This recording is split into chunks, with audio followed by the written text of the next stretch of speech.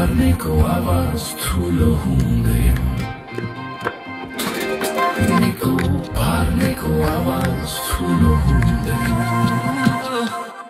साँचो मेरो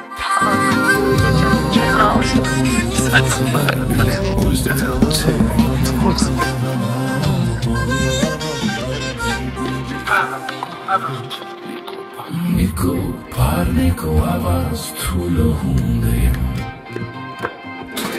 निको पार्नेको आवाज ठुलो हुँदैन साँचो मेरो